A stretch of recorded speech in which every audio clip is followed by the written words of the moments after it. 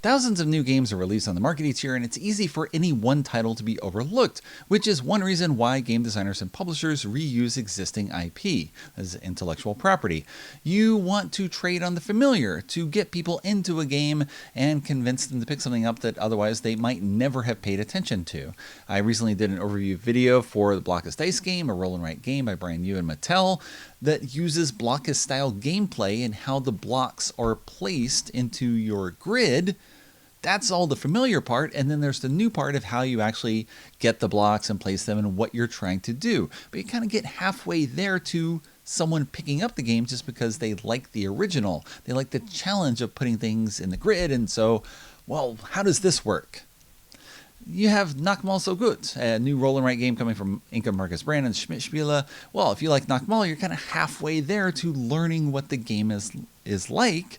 So what's new? I like the original. What's Extra Crispy like? I'm going to give that a sample, see how that works. So Dutch publisher Jumbo has released many Stratego games over the years. I'm not sure what their license is for Stratego. Clearly, they've got a good one, and they have continued sales because they introduce a new Stratego title at least once a year. Spies and Lies trades on the Stratego brand. This is designed by Don Eskridge, designer of The Resistance. It's a two-player only game, and it has a lot of familiar Stratego elements. I haven't played Stratego in probably 40 years, and yet a lot of it felt familiar in the style of play. It's a lot of references to what people already know, yet in a completely new design that if it was published under anything else, people might not pay attention to because, okay, it's a two-player game, blah, blah, blah, what else is it like? Well, Stratego already calls to mind a lot of associations with bluffing, trying to hide things and deduce what other people are playing in order to advance and, ideally, find the opponent's flag. So there's a lot of the familiar references that come into play in Spies and Lies. Here are the components in Spies and Lies. You have a shared game board that tracks each player's infiltration points. You're going to use those points to advance the double agent towards your opponent's castle. Ideally, you're going to move across the board. If you reach the castle wall, you have to stop on the opponent's castle wall. If you then advance again, you land on their flag and win the game. If that doesn't happen, the game ends after 3 rounds, and whoever has the double agent on the opponent's side of the board wins. If there's a tie, if the agent is still on the island, whoever has more infiltration points wins. So that's the goal. You're going to play over 3 rounds or 3 days. And in each round, you are going to set up this field of information here where you are going to send agents out to try to advance against the enemy, primarily by gaining infiltration points. Each player has 4 fields. You are going to place down cards. Each player has the same deck of cards from 1 to 10, with each card having a different power. At the start of the game, you shuffle the deck, you lay out 1 card at random, and that card is out of play, so I cannot choose the 9 this round. I'm going to now choose cards to put down, and you must play the cards in ascending order from 1 to 4. So this is low and this is high, except that the secret power of the number 4 is that it can go anywhere. So it can be out of order, it's breaking ranks. You have 6 intel cards. 1 is turned face up at the start of the game. It's revealed, so that is out of play. There are 2 cards each for the numbers 1 to 4, 4 to 7, and 7 to 10. Now how this is used is you shuffle these, and after everyone has played their cards, you turn over this round's intel, and whoever has cards from 4 to 7 must mark them with one of your intel chips, except the 4, because the 4 can be played anywhere. You can mark the 4 or not mark the 4 as you wish, based on your plans, your goals, how you think you can fool the opponent on that turn. Spies and Lies has a bit of a learning curve in that each of the 10 cards has a different power, so you will learn what the powers are, but it's not necessarily clear how things play out over the course of a round as those powers are used. So initially, you're probably going to put cards down somewhat at random, you'll see how things play out, and then after that first game, you can play for real once you actually see what happens. And of course, then there's the other level of getting inside the head of the opponent, because you are trying to deduce what the other player has played so that you can neutralize those cards. After we have played cards in the 4 mission slots and marked the missions as needed based on the intel card revealed in this round, we are now going to take turns guessing what card we have played in particular mission slots. So this card is not marked. I suspect it is lower than 4 because cards must be played from low to high, with the exception, of course, of the 4, which can go anywhere and which can be marked or not as the player wishes. I will still suspect this is lower than a 4. So if so, I have a 1/3 chance of guessing correctly. If I guess correctly, let's say I think it's a 1. The other player reveals it. Yes, it is a 1. I have neutralized their spy because I've used my intel, I've figured out what's going, I've taken steps to neutralize this. I get 2 infiltration points as a bonus for identifying that agent, and this character can take no actions. We just turn it sideways to show that they have retreated because they've been found out. The red player will now try to guess what's in my slot. Let's say, well, I think you have a 1. I reveal it. Nope, in fact, I have a 2. If you are not spotted on the field, if this card is not identified correctly, you get the bonus that's shown on the card here. In this case, I get 2 infiltration points, and this +2 means anytime I guess correctly for the remainder of this round, I get 4 infiltration points instead of only 2. No, a special bonus if I guess correctly. I think this is marked 4 to 7, 4. Player reveals it. Nope, it's a 5. The 5 up top is in white to show that you don't get any infiltration points for this card. Instead, you just advance the double agent 1 space, which is kind of like getting 10 infiltration points. Because if you get to the 10, I advance the agent 1 space and then retreat my tower back to 0. Okay, so the other player's trying to guess. This is not marked. Is it a 3? Yes, it's a 3. My 3 is neutralized. I guess 6. Turn it over. Nope, it's a 4. Because the 4 can be in any order, and they did mark it as they wished. The player gets 4 infiltration points. I guess over here. Do you have a 6? Nope, I got a 7. It's a bomb. The bomb is worth no infiltration points, but they did not identify the bomb, so it counteracts whatever the next card is that the opponent has. Whether or not I guess it correctly, it's not going to be used. Its power does not take place. I can still gain infiltration if I guess correctly. I know it's not a 10 because the 10 is out of play. I know it's not 7 or lower because it has to be, it's not marked based on the intel, so it's an 8 or 9. It's the only choice. I think it's an 8.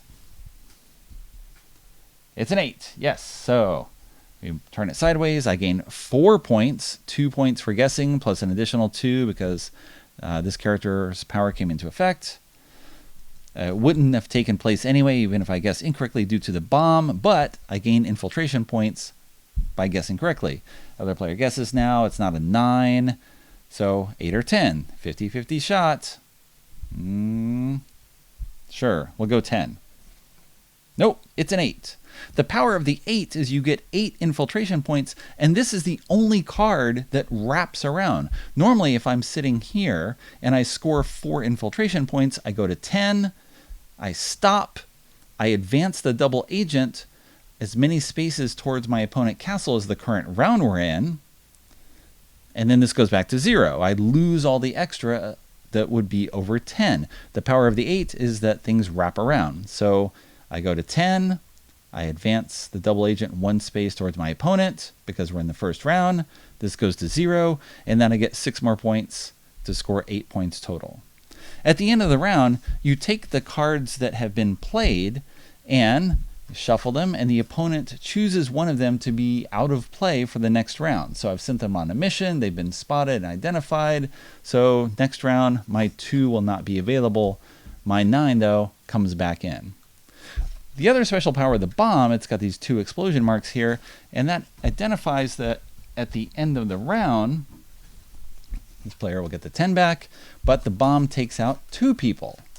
So these 2 are out of play for the next round for the opponent. Take back the cards, remove the intel markers, remove the old intel. We go to the second round, and the red player will be start player for the round. If you advance to 10 in the second round, then this double agent will move 2 spaces towards the opponent, and then 3 spaces in the third round, and we'll see where this ends up at the end. There's an overview of the gameplay of Spies and Lies, which I played 4 times on a review copy from Jumbo, all with 2 players, of course, since it's a 2-player game.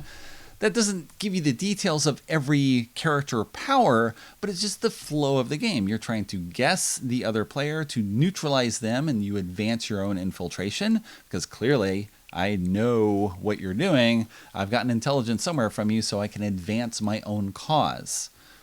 Ideally, you don't guess me, and I get to use the actual powers. So the 5 lets me advance the double agent 1 space without getting any infiltration. The 9 advances it 2 spaces, which is like earning 20 points, sort of. But of course, those are ideal to guess because they are extremely powerful. But kind of everything's powerful in a way. The 8 gives you 8 points, and it wraps around. So it gets you almost all the way to another 10-point level in order to score. So that's really good. The bomb I initially dismissed. I thought it was kind of silly that it doesn't do anything. It doesn't advance you, doesn't advance the double agent. It doesn't give you infiltration points, but it neutralizes the other player's character if it goes off, and then 2 cards are out, which helps you with the deduction for the next round. I saw it used very effectively with 2 games I played with my neighbor, Dave, where he used the bomb repeatedly to take people out and to put them on the side. And you think I would start guessing 7, given that he used it quite often over 2 games, and yet I didn't, because for me, I didn't see the value of it, and I was thinking more about what I was doing instead of what he was doing. So I was not getting in his head effectively, and he won both of those games. With the 10, you can gain 10 infiltration points, which just means you can top off to the chart, which will advance the double agent 1 to 3 spaces, depending on what round you're in, or you can give yourself 5 points and take 5 points away from the enemy, which is sometimes useful and sometimes not. If I'm at 8 and you're at 0, it's the same either way. So I don't know, it feels like you're losing something, even though you would think the 10 would be the most powerful character. I guess I am running through all the characters. The 6. The 6 lets you have 6 infiltration points, or you can use the power of one of your cards that's been pushed aside for the round. So it's the medic, you're calling in, and you can use the other power of what's been set aside, or 6 infiltration points. It's very good. Situational. You don't know if 6 points is good, or you just need something else instead. So it's a way to call on that card even though it's been removed from play. With the 4, it just has the mystery of going wherever you want, marking with intel or not as you wish, and it's worth 4 infiltration points. It's just very tricky, although of course you can misuse it, which I've seen in 2 games now. It's kind of interesting where you're initially laying down the cards and you think, oh, it's going to be very clever. I'm going to do something 10-4, and it's going to be, well, of course, they wouldn't know the 4s at the end because it's coming after the 10. But of course, once the 10's revealed, they know it has to be the 4. So I didn't do it, and the other player I was playing with didn't do it, but we both set up the cards initially, then said, oh, wait, that doesn't work. And then we had to pull it back and do it again. So you have to think through how the other player is going to guess and what information is going to be revealed as they are guessing, based on what the intel card possibly makes you reveal. So it's very interesting because you could, in theory, just put down 1-4 and hope that, well, clearly they're not going to think that you put down 1-4, but if the intel card comes up that says 1-4, well, you have to mark at least the 1, 2, and 3, and they'll have a pretty good idea of what to guess in order to neutralize all those cards. So the intel, well, let me go through. The 3 gives you 3 infiltration points if it goes off, and it neutralizes the opponent's bomb. Okay, great. The 2, as I showed, 2 infiltration, and then you gain more points if you guess correctly. The 1 neutralizes the opponent's 10. It gives you 1 infiltration point, small beans, but neutralizing the 10 is big beans. And it gives you a deception marker. So you start with one deception marker. You can, before an opponent guesses one of your cards, you can place the deception marker on that card. I really think that you have no idea what this is. If you guess correctly, you get the infiltration points like normal. My card is neutralized like normal. Fine. Okay, good job. But if you don't guess correctly, I get the power of the card. And in addition, I get 4 bonus infiltration points. So it's a little extra edge when you think that the other player doesn't have a clue, or when you want to make them think that they don't have a clue. Maybe you just want those 4 points just to push you up to the 10 mark.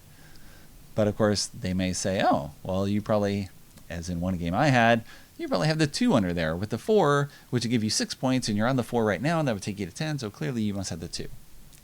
Okay, maybe you give things away instead of being tricky with the 4. But you start with one of those markers, and you can gain more if you have the 1 go off. So it's a very quick game. The box is 30 minutes.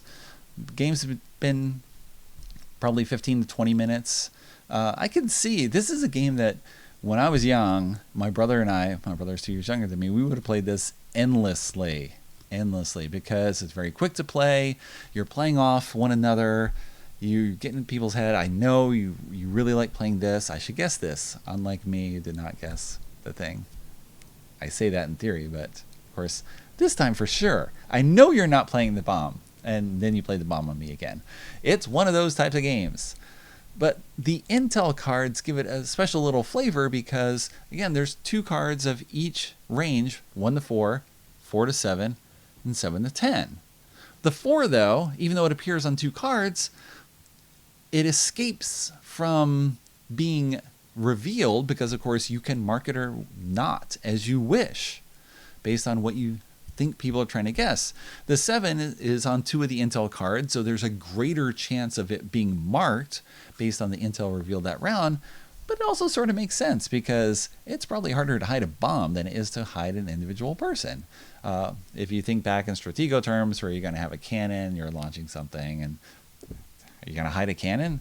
It's going to be a lot harder to hide a cannon than to hide a person. So it has all these familiar, Spies and Lies has all these familiar Stratego elements, but it's a new game completely. So it's both familiar and not. It has this element, like the old Stratego, of you thinking you're really clever with your setup, and the other player just can figure out exactly what you're doing. And of course, we bring in and we defuse the bombs, and you've got your flag behind the bombs, or you're making traps there for this, that, and the other. It has that feel. It's kind of remarkable that it works so well to capture that. And so I played twice with one person and twice with another person, and you get a really good taste of the game after that time, and I would think I'd play better, but sometimes it just feels like you're just going to do the same thing. Only in one game, so I've had 12 rounds total. In one round, I had the exact same thing as the opponent, and it was like, well, this is what makes sense based on what we're trying to do, and yet we both did the same thing. And so if you do necessarily what makes sense, maybe you're going to get found out because you're thinking along the same line. So I'm just going to guess what I'm doing. It's what you're doing. But then, of course, maybe I'm giving away what I'm doing because I'm guessing the same thing. So interesting elements of doublethink, outthinking, play randomly. Don't play randomly. That would probably be bad. They'll probably not work out well, depending on the Intel card that comes up. Because even if you don't mark things, that's also giving away information.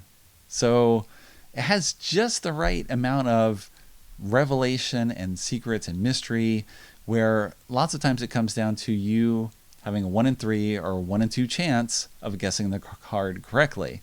And my 2 most recent games, both of them came down to a single guess at the end. Of course, there was a lot of other guessing and back and forth with the double agent and things moving before that, but it all came down at the end where if you get this last guess, I win. If not, the other player does. That was 2 of the games. Another game, it was fairly one-sided, and another game, someone won in the second round. So it was just a runaway. So I've had the whole experience, the range of possibilities, which is funny to think about in this 15 to 20 minute game, but yes, it's got some variety. in a very small package with a familiar feel that is also brand new. It's kind of interesting how they put down all that together. So congratulations, Don Eskridge. It's a fine job packaging the Stratego experience in a new way.